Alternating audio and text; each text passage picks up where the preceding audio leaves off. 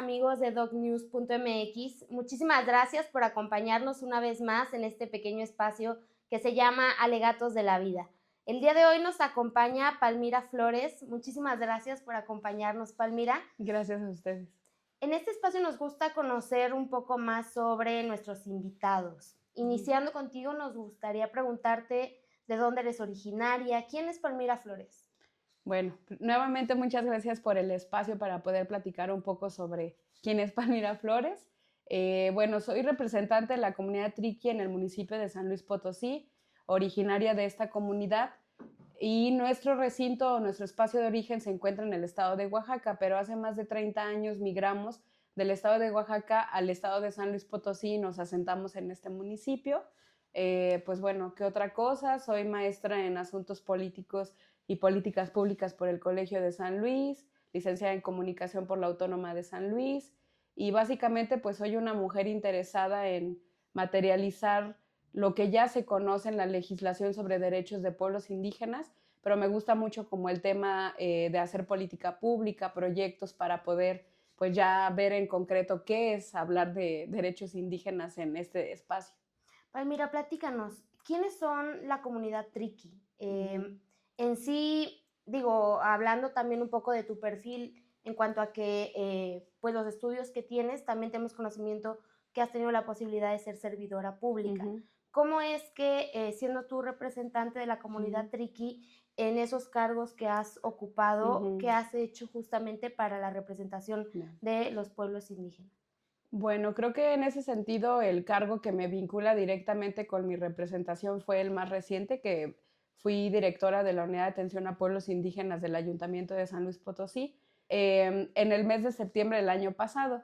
Para poder obtener ese cargo se tuvo que hacer una elección con las comunidades que están asentadas en el municipio de San Luis Potosí, como lo es la comunidad Triqui, la comunidad Mazahua, la comunidad Mixteca, los pueblos Huirrar y Catendec náhuatl del municipio de San Luis Potosí, y pues fue una elección pública, ¿no?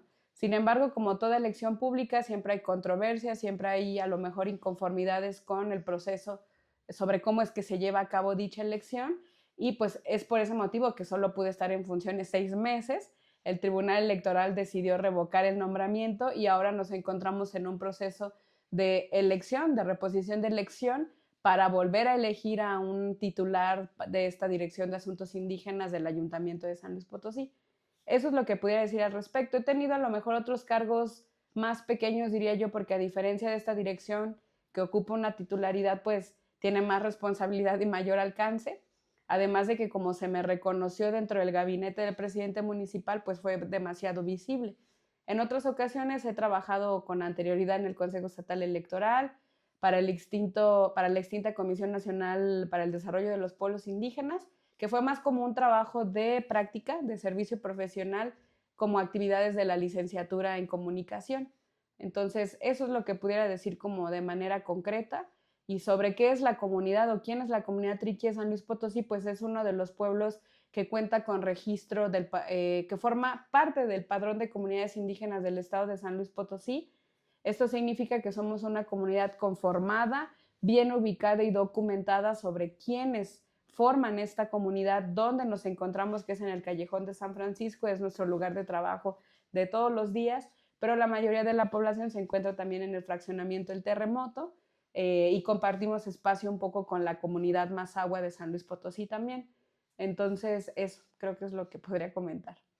Oye, Palmira, platícanos, ¿qué tan importante es para ti como parte de el tema de política pública la visibilización hacia los pueblos indígenas? Pues creo que es importante porque si no existen datos sobre la presencia de población indígena en el municipio, ya de una pues quedas fuera dentro de los programas de atención. Al momento de diseñar política pública, pues hay que pensar cuál va a ser el grupo objetivo o la población objetivo a la que se le va a destinar recurso público del municipio. Entonces, si tú dentro de esa geografía no tienes ubicada la población indígena, entonces tampoco existe política pública para esa población. Por eso la importancia de visibilizar, además de que eso permite que la política sí se transversalice, pero que también se piense en algo específico para los pueblos indígenas. Hemos tenido algunas dificultades porque el tema indígena se atraviesa con otras cuestiones cuando lo escalamos ya a un nivel político. Entonces, te pongo un ejemplo.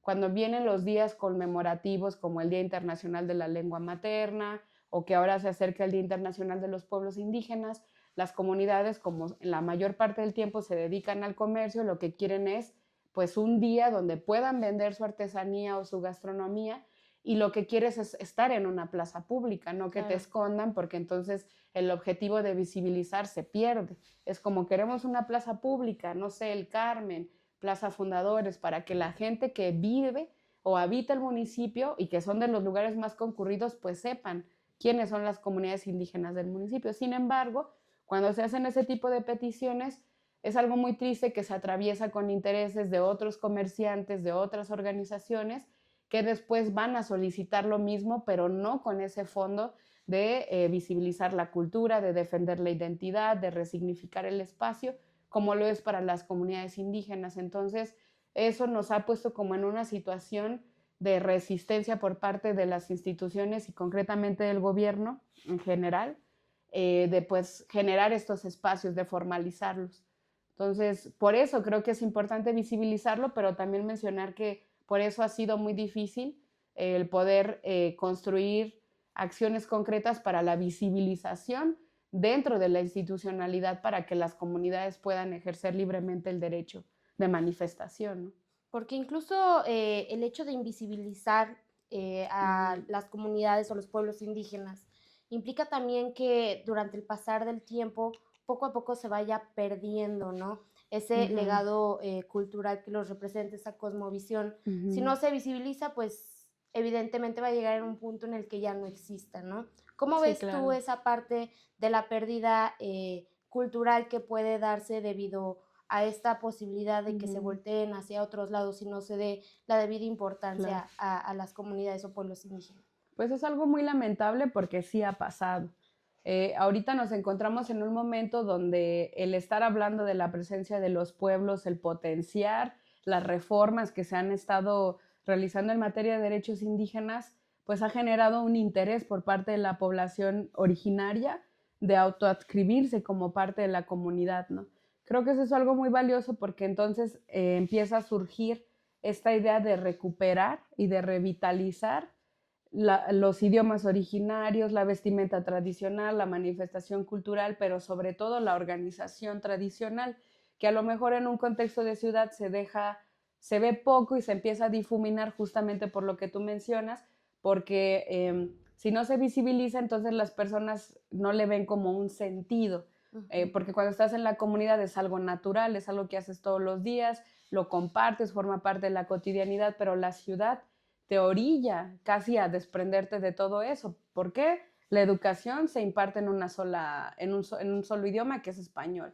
Y si hay variantes como el Tene o el Náhuatl, pues está pensada para la gente de la Huasteca o de la región media, como lo es con la lengua xiyuy, pero en el caso de las comunidades migrantes como el Atriqui, la Mazahua, la Otomí, la Huirrárica, pues no hay una política específica que permita que tú te apropies de tu identidad y que luego le encuentres ese sentido, ¿no? O ese uso que se pueda dar dentro de la cotidianidad, en el trabajo, en la escuela, porque la realidad es que te obliga a desprenderte de eso, ¿no? Claro. Los padres de familia dicen, no, es que los niños tienen que aprender español porque la educación se imparte en español y si van aprendiendo nuestra lengua no van a entender nada, ¿no? Y así con todas las cuestiones que se van atravesando como el tema del trabajo, incluso el mismo sistema de salud, ¿no? Empiezan a surgir otras brechas. Por eso creo que sí es importante que se visibilice la identidad para que justo no se pierda, pero también que podamos crear conciencia en la gente que tal vez no forma parte de nuestras comunidades sobre cómo el respetar la diversidad puede ayudar muchísimo a que toda esta identidad rica de los pueblos pues no se pierda. Exacto. Por ahí tuvimos conocimiento que andabas por la ONU. Sí. Platícanos un poquito qué andabas haciendo por allá.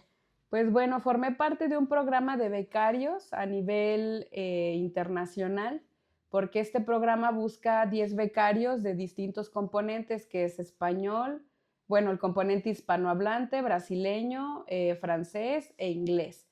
Entonces, del componente hispanohablante, Estuvimos presentes 10 países en este espacio que es la Oficina del Alto Comisionado de las Naciones Unidas sobre los Derechos Humanos. Su sede se encuentra en Ginebra, Suiza, y estuvimos ahí todo un mes, 3 semanas de capacitación sobre todo el sistema internacional, convenios internacionales, tratados internacionales que se vinculan con la vida de los pueblos indígenas a nivel mundial, para concretamente generar propuestas en la 18ª sesión del Mecanismo de Expertos sobre Derechos de los Pueblos Indígenas. Creo que fue una experiencia bastante enriquecedora porque más allá del conocimiento, tener la vinculación ahora con gente de Naciones Unidas le da un sentido completamente diferente al trabajo, sobre todo porque incluso hasta considerándolo en una cuestión política, yo creo que los gobiernos también ya lo ven diferente, ¿no? A lo mejor no es lo mismo llegar comunidad triqui a decir, bueno, tuvimos acompañamiento y tal vez ya hay la posibilidad de que haya asesoramiento técnico por parte de Naciones Unidas para que los gobiernos locales sepan cómo trabajar lo que ya existe en la materia indígena en nuestro país, pero no es lo mismo a que no tengas un ente observador directo a que sí lo tengas como lo es Naciones Unidas, ¿no? Y creo que también el estar cerca de las Naciones Unidas te permite entender la complejidad de la dinámica de la ONU, porque luego creemos que la ONU es un gobierno internacional y lo cierto es que las cosas no funcionan así. La ONU solamente es un espacio que busca que todos los Estados miembros pues cumplan con los mandatos que se están planteando desde Naciones Unidas, pero no es como que tenga una injerencia sobre un gobierno en específico, ¿no? Entonces, creo que eso también ayuda a entender cuál es específicamente el trabajo de la ONU, cómo puede beneficiar a los pueblos indígenas y cómo es que ahora que ya hay una relación real, siendo becaria de este programa, pues pueda beneficiar a la población de mi municipio, pero no solamente al de mi municipio, sino a todas las personas con las que podamos ir generando vínculos, porque después del término de esta beca, nos decía nuestro coordinador que somos como una especie de embajadores de Naciones Unidas, porque hay que promover lo que se aprendió estando en Ginebra, Suiza, pero también informando a la gente cómo pueden ellos, no sé, activar mecanismos de defensa para cualquier situación en particular que puedan estar viviendo y que Naciones Unidas pues tiene al servicio de la gente o para la gente de comunidades indígenas. ¿Cómo es esta experiencia una vez que adquieres este conocimiento como becaria y como te señalaban a ti, ¿no? Como un tipo de embajador y regresas a tu lugar de origen en representación de la comunidad triqui y les comentas, sucedió esto, tenemos ya estos vínculos, existe en este panorama? ¿Cómo es esa experiencia de traer conocimiento y compartirlo con tu comunidad? Pues creo que es algo muy significativo, sobre todo considerando que no siempre hay espacios de formación en materia de derechos indígenas. Creo que son muy pocos. Y entonces, partiendo de la idea de que estás con expertos de la materia del ámbito internacional que han creado jurisprudencia muy significativa para el reconocimiento de pueblos indígenas, pues te da toda una ventana de análisis para poder atender problemas concretos. En el caso de nosotros, en el municipio de San Luis, que estamos enfrentando una controversia con el tribunal, pues te da herramientas para confirmar que hubo, pues ahora sí que una interpretación terrible sobre el derecho indígena para poder ejercer nuestro derecho a participar. Pero entonces ya no llega solamente diciendo, es que todo lo que hicieron está mal, ¿no? Desde esta postura de la justicia indígena, sino que trae ya argumentos sólidos, porque el tener de maestro, no sé, a James Anaya, que fue el relator sobre derechos de los pueblos indígenas de la ONU, al doctor Mario Melo, que fue uno de los abogados impulsores de la Corte Interamericana que crearon jurisprudencia muy significativa en materia de pueblos indígenas, pues te hable completamente el panorama, ¿no? Es una herramienta poderosísima. Y en virtud de eso me gustaría señalar que no solamente la formación en la ONU te da eso, sino la cooperación internacional vasca nos formó 2 meses en el colegio, es la Universidad de Deusto, que es un colegio jesuita, en donde ahí fue que tuvimos el acercamiento con estos abogados, con ministras de Chile, de Ecuador, de Texas, que eran, por ejemplo, el ex relator James Anaya, que es maestro en la Universidad de Harvard, pero que tiene ascendencia purépecha, apache, es como un acercamiento completamente diferente. Entonces, tener toda esa experiencia de saberes de compartencias, porque no solamente son ellos, sino escuchar la experiencia de 9 líderes de 9 países diferentes, también te permite hacer un análisis sobre cómo se encuentra México en materia de pueblos indígenas. Y yo creo que eso te da pauta para generar nuevas estrategias, para repensar las alianzas que ya tienes dentro del gobierno estatal o de un gobierno municipal o incluso de un gobierno federal, para pensar en algo más concreto.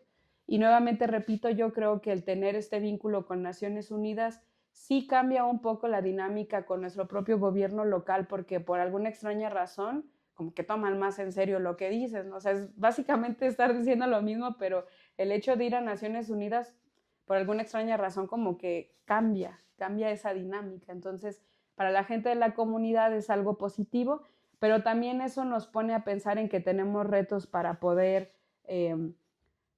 ¿cómo decir?, resumir toda esa información en algo más sencillo, más dinámico, porque pues nosotros estuvimos en clases casi 2 meses y medio y llegar a compartir eso en una sesión de 2 o 3 horas, pues es completamente difícil, ¿no? Entonces hay que empezar como a priorizar y eso es lo que se va a empezar a hacer ahora, ¿no? Esta información no solamente va a llegar con la comunidad triqui, sino con las otras 6 etnias con las cuales comparto trabajo en el municipio, con la comunidad triqui de todo el territorio mexicano, porque las comunidades triquis están en 6 estados diferentes, con gente de la región media, con gente de la región huasteca. Entonces la idea es que se pueda mover lo más posible, no solamente con la comunidad triqui de San Luis Potosí.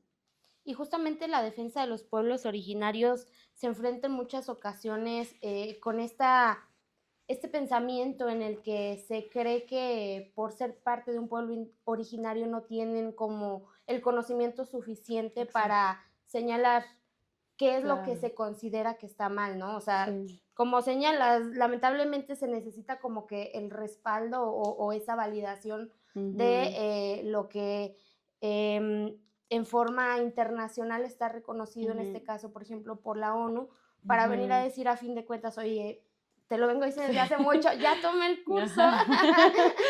Es la Sí. misma conclusión, pero pues bueno, que se visibilice también que el conocimiento como tal propio de los pueblos originarios no necesita tampoco estar respaldada por otra circunstancia u otro tipo de conocimiento internacional. Digo, por ejemplo, en el caso de la medicina ancestral, que también se ha ido como rezagando un poco en el caso, por ejemplo, de lo que son las vestimentas y todo esto, la apropiación cultural, por ejemplo, que ahora se lucra mucho con las artesanías o con la propia vestimenta de los pueblos originarios, pero pues se maltrata a lo mejor el tema de costos hacia las personas artesanas y se infla el precio pues a cantidades exorbitantes para una élite en específica, ¿no? ¿Qué opinas justamente de todos estos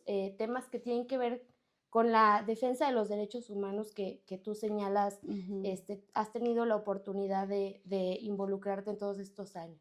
Sí, pues yo creo que justo esa es la parte, no quisiera decir negativa, pero como la parte contradictoria del reconocimiento de los derechos de los pueblos en la Constitución, porque tú ahorita mencionabas el tema de la apropiación cultural. Por una parte, se están reconociendo saberes ancestrales de los pueblos que luego personas ajenas a las comunidades interpretan para poder hacer extractivismo, ya no solo del territorio de los recursos naturales, sino también ahora de los saberes de los pueblos, donde entra la medicina ancestral, los textiles, la manifestación cultural. Entonces, constantemente los pueblos tenemos que estar pensando en estrategias para no ser saqueados, ya no solo ahora en el tema del territorio o recursos naturales, sino ahora también con el tema de saberes ancestrales. Hay gente que dice hay que recuperar la medicina ancestral, pero la mayoría de las veces cuando se piensan en políticas de preservación, son políticas que están beneficiando a gente fuera de la comunidad. Y entonces las comunidades, por la desconfianza que hay, porque ha habido muchas experiencias donde solo llegan a extraer ese conocimiento, prefiere ya no colaborar con instituciones para hacer documentación, para poder hacer un registro, ¿no?, de estos saberes que son muy importantes y que durante la pandemia visibilizaron que el conocimiento de los pueblos es muy valioso y que representa una alternativa para cuestiones importantes como el cambio climático, el tema de salud. Entonces, efectivamente, creo que siempre hay una parte o una contraparte en el reconocimiento de los derechos que constantemente ponen a los miembros de pueblos indígenas a defender estos saberes, a defender esa lucha que también, porque también es importante mencionar que todo el reconocimiento de los derechos se ha hecho a través de una lucha de los pueblos.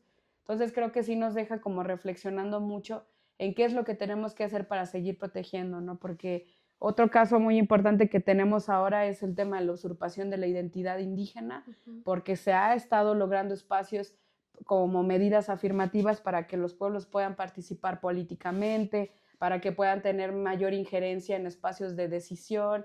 Entonces, ahora que hay recurso público para pueblos indígenas en nuestro país, pues también hay personas que ahora mágicamente se autoescriben como miembros de un pueblo indígena en aras de obtener ese recurso, de obtener esos espacios de participación y que entonces otra vez vuelven a cuestionar hasta qué punto la Constitución está dejando claro hasta qué punto sí la identidad de la conciencia basta para decir que uno es miembro de un pueblo indígena, ¿no? Entonces, eso.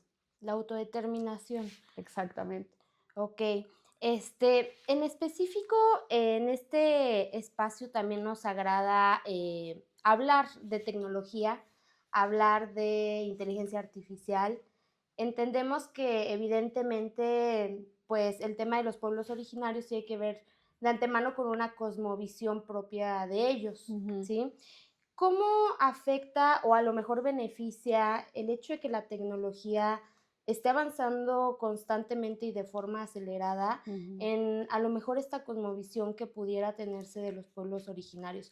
O a lo mejor, bueno, antes de iniciar este video platicábamos de también cómo la inteligencia artificial permite la traducción de textos en diferentes idiomas indígenas. Entonces, coméntanos tu punto de vista al respecto. Sí, pues creo que para eso es importante mencionar que ya hay varios activistas de las lenguas indígenas que han sabido apropiarse muy bien de los nuevos medios de información y de comunicación. Parte de eso entran ahora la inteligencia artificial porque han creado programas muy valiosos, ¿no? De interpretación, de traducción, pero que también como que están reflejando todavía la brecha que hay, ¿no? Yo creo que la tecnología, efectivamente no podemos decir que las comunidades no tienen acceso a ella porque cada día se abre más la oportunidad al acceso a internet, a un teléfono celular, al uso de aplicaciones, pero sigue habiendo brechas, ¿no? Sobre el uso de esos medios y sobre la accesibilidad por el tema del idioma. Pero el beneficio que encontramos nosotros en ese sentido, como decías tú, es el hecho de poder preservar en el tiempo una información que quizás no vamos a encontrar en ningún otro lugar y las redes sociales o la inteligencia artificial, hablando concretamente de una aplicación que mucha gente utiliza, ChatGPT, ¿no? Ha servido mucho para ese tipo de trabajos. No sé, hazme una interpretación de tal mensaje en tal idioma o en tal lengua originaria y lo hacen, ¿no? Lo que también refleja que cada día hay más documentación sobre las lenguas originarias en nuestro país, sobre la cosmovisión de los pueblos, porque tú ya puedes consultarle incluso ahora la inteligencia artificial en específico de un sistema normativo indígena, de un pueblo, le puedes consultar otras cosas, ¿no? Pero sí creo que eso también nos pone a meditar sobre la necesidad de pulir esa información, ¿no? Que la información que se está entregando sea más veraz, sea más certera y que también esté siendo proporcionada o vigilada por gente de las comunidades indígenas y que no se transgreda también hasta qué punto las comunidades deciden compartir esa información, porque luego caemos un poquito en lo que te decía anteriormente, ¿no? Que si se va a estar compartiendo información, esta información tenga una utilidad para las comunidades indígenas que decidan utilizarla o emplearla.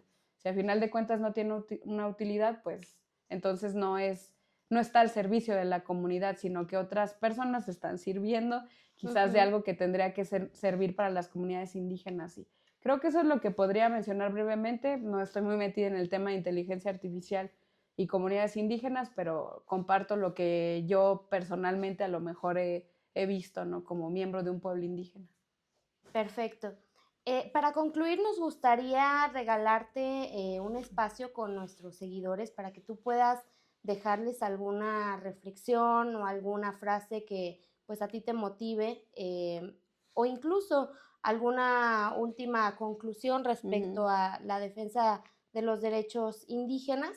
Y pues agradecerte muchísimo que hayas estado aquí con nosotros. La verdad es que es un orgullo poder platicar contigo y escuchar pues todo lo que has ido logrando poco a poco en pro de defender los derechos indígenas y pues justamente visibilizar, ¿no? Visibilizar, hacer este cambio de paradigma dentro de lo que es las comunidades, los pueblos originarios, su cosmovisión y pues la gran importancia que tienen en nuestro país, ¿no? Entonces, pues bueno, el compartirte este pequeño espacio con nuestros seguidores para que puedas, pues sí, señalar alguna frase que te motive, algún pensamiento o incluso pues alguna conclusión respecto a la defensa de los derechos de los pueblos originarios.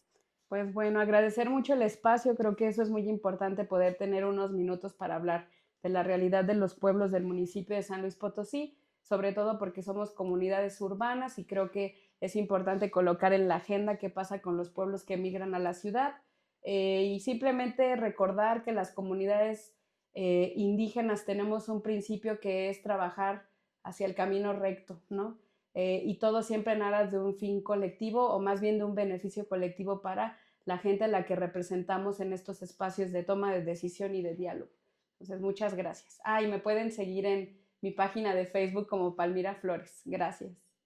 Gracias a ti, Palmira, por acompañarnos, por estar aquí con nosotros y pues platicarnos todo lo que has venido haciendo ya de hace varios tiempo, varios años. Y pues esta es tu casa. Ojalá tengamos una segunda ocasión para poder platicar ya temas mucho más precisos sobre derechos humanos. Ahora sí que esta fue como que la primera embarradita, ya después podremos empaparnos un poco más de todo eso que has aprendido de aquel lado, reafirmado más bien, ¿no? Y pues a todos nuestros seguidores y seguidoras de dognews.mx, muchísimas gracias también por acompañarnos en este pequeño espacio que se llama Alegatos de la Vida. Nos vemos la próxima. Hasta luego.